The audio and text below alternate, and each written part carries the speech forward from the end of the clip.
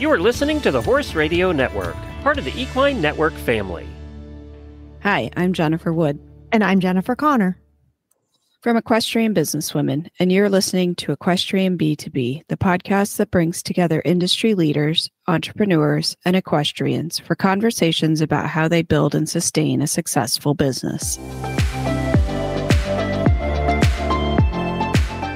On today's show, we are joined by Michelle Block of Ink Horse Publishing as we give a full recap of the Equestrian Businesswomen Networking Brunch at Wellington International on January 21st. We chat about the amazing keynote speaker Joey Wolfer, panelists Lori Birnbach, Sue Vanderlinden, and Lena Licata, as well as the networking, engagement, and atmosphere of the day. We're talking about the 2024 EQBW Networking Brunch in Wellington. We're recording this 5 days after the event, and I think we're all still kind of swirling around all the ideas and everything that happened that day and what can come out of it. And it was just another fantastic event. And we keep meeting all of these new people at each one, which is really cool. And then we see like familiar faces as well. But I thought, it exceeded my expectations for the day. Yeah, it was amazing. Everything, atmosphere, location, the energy of everybody was really, really great. And we were so fortunate to have Michelle come along and help us with everything.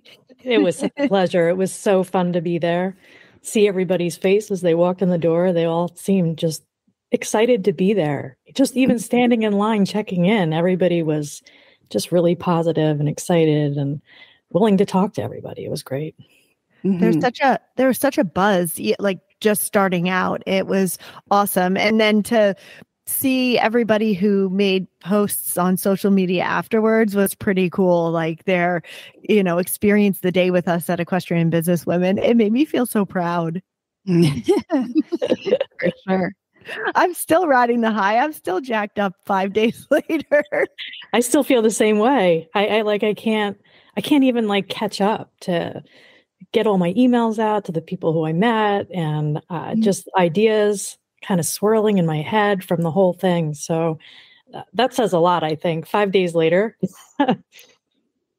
Yeah, definitely.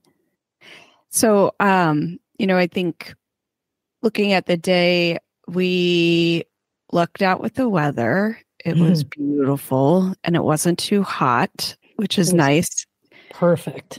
Because last year in March, we had it in March and it was warm and those tents get hot. And then when you crank on that air conditioning, you can't hear anybody. You can't hear anything. So, I think January is the perfect time for it. And, it was beautiful. And we, I think really set the schedule for it well. I really liked how we formatted the day and started with a little networking questions and getting people to kind of interact but it wasn't right away. So, because, sometimes people trickle in or they're late or they have other things going on. I think that worked out really well because people already had started talking to one another at the tables. And I felt like when you did ask some of the questions, people were already comfortable with each other. Mm-hmm. And I think the ideas flowed a little bit easier because of that. So I think that worked out really well. Yeah, me too. Was that also because of the mimosas that we heard? And that might have had something to do with it. And the Bloody Marys. I know that made me much more comfortable up on stage in front of everybody. And I know I learned something about myself that I love being on stage in front of everybody. Yeah. And I also think that we did ourselves a favor by extending the day. We ended at 1 p.m. last year and 3 p.m. this year. And we didn't need all of that time, but I think, because by about 2:30 we were pretty much wrapped up. But throughout the day, I think it was nice to just have those breathers in between. People could talk, or they could get food or go for a walk or something in between. So I think that really helped. I felt much less rushed throughout the day, and that I could enjoy it a little more. Yeah, I felt the same way.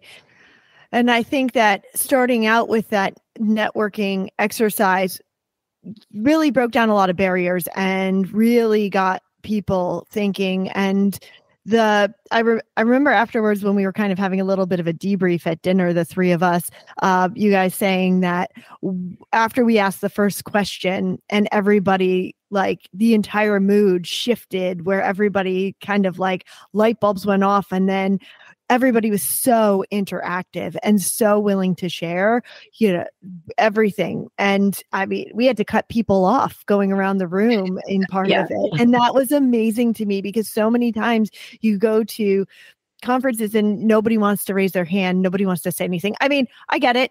When we go around the room at DECRA, at our national sales meeting, and they want you to say your name, like, you can't imagine the number of people who forget their name or where their territory is, because it's terrifying to speak in front of group. But I think that it's not so big that it's super intimidating, but also the way that we were able to get these women to engage was amazing. I agree. I agree too. I thought, standing on that stage, we asked the first question, people were skeptical. They talked about it, and then we explained the question, and I could like physically feel people coming to a realization and understanding why we asked that question and how it could help. I've never felt anything like it. It was very odd. Well, see, I was the one that was telling the explanation, so I didn't see that, because I was more wrapped up in like being funny and telling it. So I'm so glad that you guys saw that and were able to describe it to me, because in a way I could feel it physically, but I didn't see it on people. Like, the energy shift I could feel, but I wasn't really paying attention to like the expression on people's face. So that's really cool. Yeah, no, it was pretty incredible. I was walking around with the camera taking candids, and I actually had the long lens on, so I was getting some really nice close-ups of people interacting, and it was pretty amazing as you were telling, the why behind the question, like the smiles, the aha moment on their faces, and suddenly just like shaking their heads, and like you said, like there was a complete energy shift in the room. And from that point on, I felt like anything you wanted to do with people, they trusted you, right? So like the following questions, they trusted where you were leading them. And that was really cool to feel. Yeah. And I felt like after that, like you said, when people were standing up and talking about themselves or introducing themselves and what they do, that really made people want to do it. And everyone was so engaged, which I think we have a lot of engagement at these events, but this one I felt the most out of anyone that we've done. Yeah. And it's funny, if you had just asked everybody to go around the room and say their name and what they did, we would have not had nearly as good of a reaction as we did in the way that we did it. Definitely. Agreed. And then we had to cut it off, because then our keynote speaker, Joey Wolfer, came in, and we wanted to get her on and get her going and hear what she had to say, which was amazing. Yeah, it was funny because, we had planned for her to start around 10:30, 11 o'clock earlier in the week. And the day before, she texted me. She's like, they moved the start time of my class, because she's showing in the amateur jumpers at WEF. And they moved it back an hour. And I was like, well, if nothing, I'm usually pretty flexible. So we move things around, and I'm glad we did. We moved the networking questions first, and then moved Joey later. But when we were having that kind of break in between the networking questions, I looked out in the ring and she was galloping down to the jump. I was like, okay, this is cool, because it's just something you don't experience, I think, when you go to other conferences and things, seeing people do one of the things that they're amazing at and that they're passionate for, and then they come into you and talk to you about it. Was pretty cool. Nothing says equestrian businesswoman like your keynote speaker galloping around before coming in to speak. It's great. And then it coming in her riding clothes. Yeah, right. Which was even more amazing. Yeah. But, I like to say that those are the most expensive clothes most of us own anyway. Exactly. Yeah. So, I have always admired Joey and what she's done and the way she's built her companies. We talked in 2019 about her coming to the summit, and it just didn't work out at that time. And we kind of on a whim reached out to her because a few other people we had talked to about being the keynote had fallen through. And she said yes right away. And I was so excited because I think she's a cool person. And she definitely lived up to what I was hoping for when she gave her keynote. I was fangirling. I'm not going to lie. When you were like, hey, we're going to get on a call with Joey Wolfer, I was like, oh my God, I have to pull myself together because really, I'm going to say something stupid.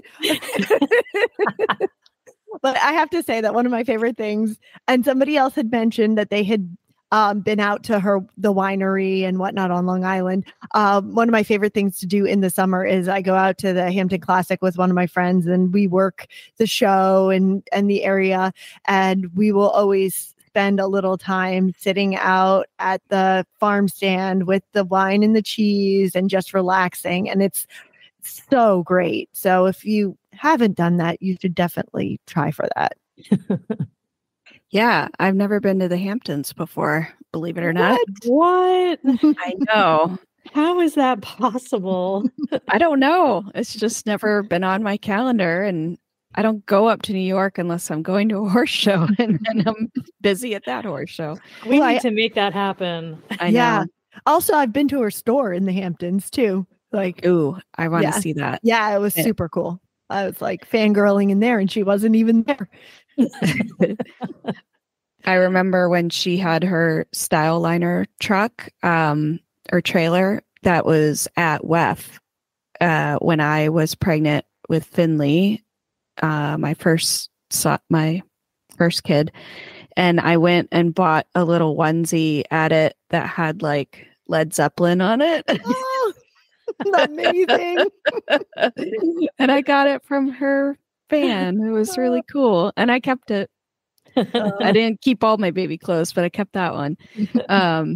But yeah, I think she, started talking about her kind of early career in fashion and how difficult it was for her because I guess the corporate structure that she worked in. And I liked being able to hear, her journey from that. And then she talked about, the family tragedy of her father dying. And that's why she and her brother took over everything, the Wolfer estates in the stables and the vineyard and that business.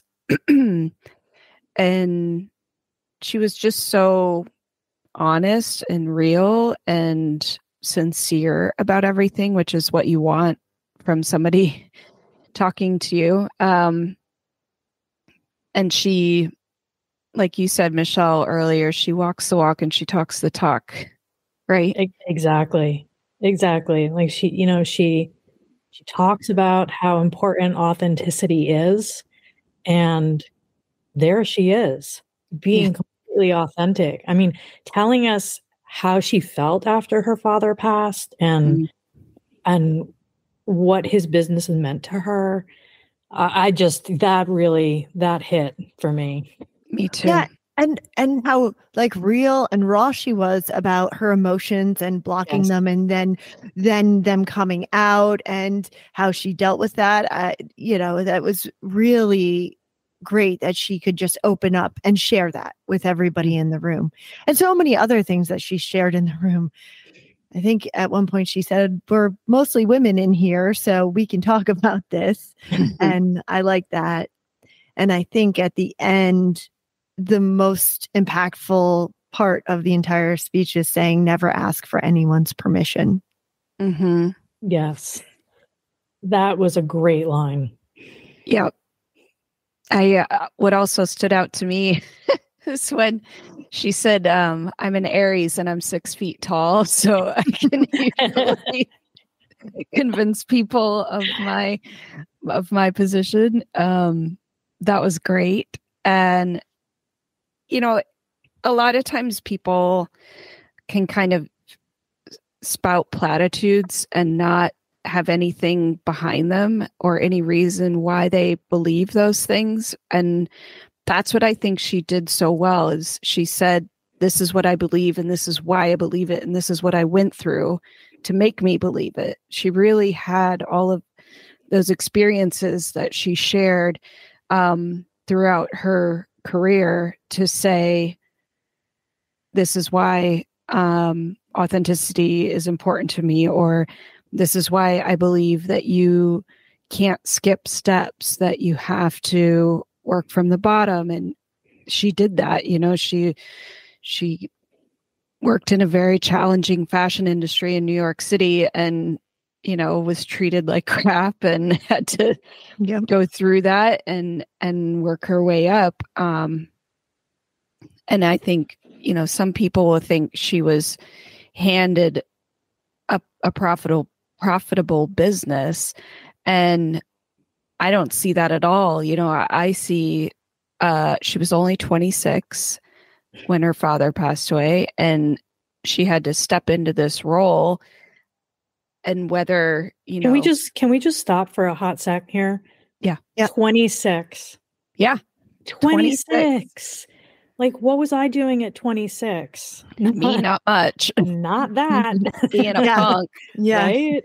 Like, that is so impressive that she was able to step up and make that decision to take on that challenge. That's huge, right? Yeah. Yeah. Sure. I was mucking stalls at 26. So yeah, that's amazing. I was only a few years out of mucking stalls, for sure. And was like starting at the bottom of a PR marketing company, learning how to write press releases. I was traveling around covering horse shows, freelance writing, free spirit. Yeah. And she really had I think a huge amount of responsibility put on her shoulders to do that, with her brother and with the people that were working at the company. And to kind of learn more about that business. And, she gives credit to everybody who's there and the team that's behind her. And, going into, she said the beverage industry is still a male dominated industry, and having to, be able to stand by her opinions and her decisions, no matter what people are saying to her. Yeah. I really liked the point about not skipping steps. And I think there were some questions related to that afterwards, which was amazing that so many people had so many great questions. There was that one. And the other one that struck me was when one of the ladies asked about riding and overcoming a fear. And Joey was just very authentic about it, saying how like they didn't see her 2 days before crying from doing something wrong, and just keep pursuing it and kind of break it down into smaller steps. And it was just interesting that she answered in such great and caring ways.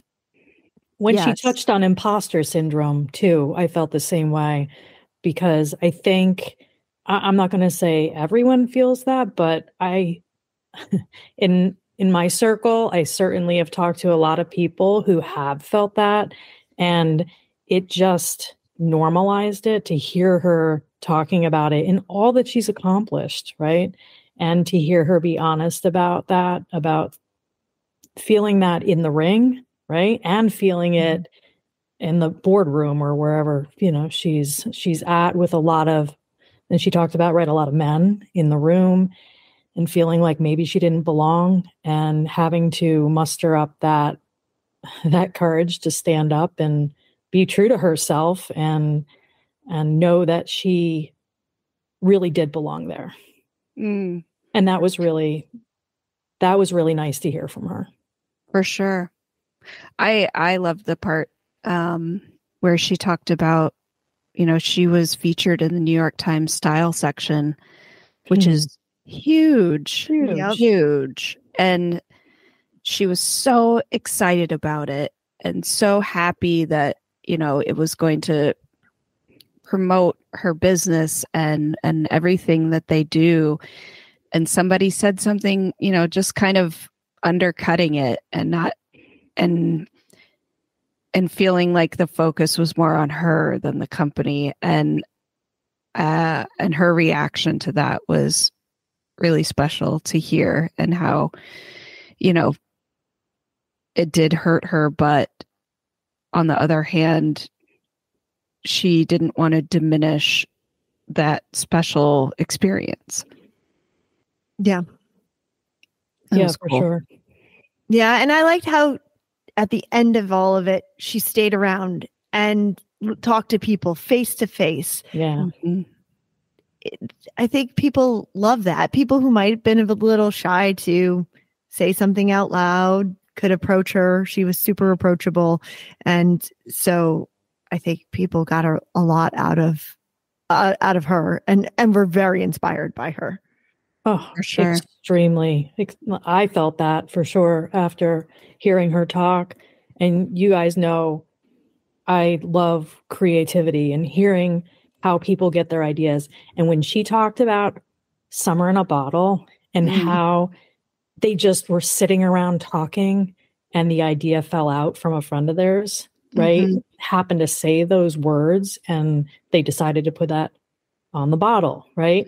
Just hearing that process for me was very validating about how ideas come to us, right? And how we just have to know which ideas to grab when we hear them. And they knew that sounded like a good idea. Let's do it, right? Yeah. And so that was really special to me to hear that process. That was very cool. And I will say, having been out there drinking that wine, sitting in the Hamptons, it's exactly how it is. That Summer in a Bottle is the experience. I love that. Yeah. Hey, Equestrian B2B podcast listeners, ready to level up your biz? Ride Every Stride specializes in tailoring brand identities for equestrian businesses. From logo development, essential stable accessories, and custom product branding to exclusive awards, VIP event must-haves, and chic apparel, they've got you covered. Visit rideeverystride.com. Use code B2B15, that's B2B15, at checkout for an exclusive 15% discount. Elevate your brand with Ride Every Stride, supporting women in business and equestrian excellence. After she was all done talking to everybody, we had another little break, and it was nice to take a breather there and digest what she said before we moved on to a really incredible panel of ladies. Yeah. I think leading up to this, over the past few months, I think I've had like 5 other people that were supposed to be on the panel that for some reason or another just didn't work out. They got sick or they couldn't travel or plans changed. And it was a little, panicky on my part of like being like, well, and Sue didn't make it, right? I mean, we had that Yeah. storm coming through, you know. Yeah. It was almost 2 people on a panel. I know. We were a little panicked up till I was she gonna like walked in pull the somebody door. out of the crowd. Yeah. At 10 a.m. We're like, Sue! Yeah. She flew in from DC at 7 a.m. Was her flight out of DC, and she made it to Florida, which was awesome because we've talked to her so much, and we had her a nice discussion with her in Saratoga, but I really wanted people to hear what she had to say. And she, her very straightforward way of telling people, like, you need to think about this, you need to plan for this in your financial planning, and be prepared.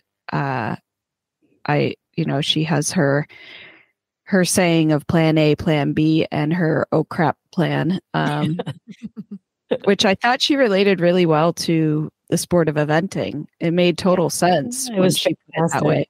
Yeah. Yeah, I like that she makes it so relatable. And so then I think when people can relate like that, it breaks down the barrier of wanting to talk about finance. Mm-hmm. She makes it interesting. Yeah. And I wish I had met her when I was 26. Yeah. Right. Yeah. Same. Exactly. And then, of course, we had Lori Birnbach on again because she's just so amazing in talking about branding and marketing and her ideas. So she once again gave great tips. And I always love when she talks about the Tommy Bahama brand because I think it's a brand that people know. And it just puts such an image in my head when she talks about who Tommy Bahama is. And I think it's so descriptive that other people can get that too. Yeah, I was really happy to hear her because I wasn't there, at WEF last year for the event. I couldn't make it. So I was pretty excited to hear her talk, And she had some great things to say. Most people don't know that story about Tommy Bahama and don't know where the name came from or what the brand means or anything like that. So I loved for people to be able to hear that again. And she's just another person that can come up with so many different examples to easily explain what she's trying to get across. She's never just kind of throwing words out there. She's making it so easy to understand. And even in like random questions, we had a big Q&A afterwards and people were asking her questions and she could like just come up with examples on the fly of how to explain something. So it's just so valuable to have people like that with so much experience and knowledge that they can impart with everyone. And that she's so involved in the sport itself that she looks at it at all levels, which I like. So she can give you examples from being a riding instructor in branding all the way up to having an app or a corporate branding strategy. So I like that she's able to be relatable on all levels because I think it's something that in certain parts of the industry we don't think enough about, but she can kind of break it down and then people can take that message back, even if they're not the decision makers on it. They can take those things back to the people in their barn and say, hey, this is what I learned. Because let's face it, most of the women that were at the brunch have something to do, ride, amateur riders, some kind of equestrian background. So she can really give great information that can be shared between everybody. Definitely. And then the last speaker was Lena Licata. And I thought this was such a great topic. And when Jen, you sent that over to me, I was like, yes. And she needs to be on the podcast at some point because this is something nobody talks about. We don't even know about. And it really proved that point during the Q&A because people were asking a lot of very interesting questions. And somebody made up the point of saying, like, we didn't even know what to ask when we were going into having our app or having our website or developing things. So I love this topic. She made me really think. And it wasn't just about cybersecurity, it relates in terms of like just an app or a website, but also the brick and mortar too, that you're at risk as well. Yeah. And I think, in our industry, it's so close knit. I think sometimes we feel like we're insulated from what can really happen. And I know that most of us have witnessed things that probably shouldn't be done, like credit card numbers on a, 3-ring binder. Yes. Right. Like that's not good, people, No. And I like that she called out a few things, and I think everybody could relate because they had seen some bad practices and, having that information of what you should be asking for and what you should be expecting and, that type of thing. I mean, how many times did she call out, the Post-it note with the password on it that's stuck somewhere obvious, on your computer. Yeah. Right. Yeah. Or even the fact that her own mother has it written down in like a book next to the computer. Like that hurts my heart. I was like, oh, I know a mom that does that too. She was great. She reached out to us to see, if we would be interested in talking. And I said, yeah, for sure, because we haven't spoken about this topic before of cybersecurity. And she was easily able to relate it to individuals and small businesses and entrepreneurs, even though she works at a much higher corporate level now. She, was able to answer everyone's questions. And what I loved is that, people got really into the weeds with her about their situations and what happened with them. And she gave like solutions for everything. Yeah. And when she gave a solution, one of the attendees was like, but how do I find somebody to do that? And she was like, talk to me after and I'll give you people to talk to. Like that is invaluable, that it is. Somebody could come to the brunch just expecting to kind of network and be inspired, and then have somebody like be able to directly help them with a huge problem that they're having in keeping their business secure. That was really cool to see. Yeah. And I liked that she was so willing to just do that, especially being that she's at such a corporate level and she didn't blow it off. And I think that she sees the value in helping people get their questions and problems solved. I want to hear more from her. You guys definitely need to have her on the podcast because I want more. She's just that type of person, like if I can help, I will. And, she said, somebody said, can you help me with that? And she's like, well, my company doesn't do that, but I know other companies that will, and I'll give them, I'll give you their name and number and you can reach out to them.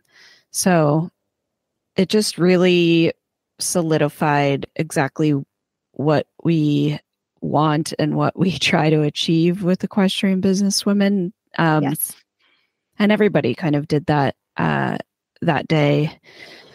And I think you hit the nail on the head with that brunch, like every part of it. And I know this is a little bit of a love fest here, but you guys did such a great job. and every part of it was just incredible, from the timing to the lineup, to, you call it a tent, but that space is so not a tent, it's just beautiful. And so the venue was great. The food was great. And it was available the entire time, food and drink. Like it just felt like you were in this really great space in all aspects. You were just comfortable around the people. Everything lent itself to just meeting people and taking away some great information. So just kudos to you guys for doing that. Thank you. Yeah, We couldn't do it without your help, and we couldn't do it without the help at WEF. Thanks. The Yeah. ladies at WEF, the Patty from catering did an amazing job with the food. We just turn that over to her and say, do whatever you think would be great. And she delivers every single time. And Courtney with the space and organizing the layout. So we really appreciate working with them. And you're right, that space is perfect because it lends itself to being not too corporate, but also not too casual.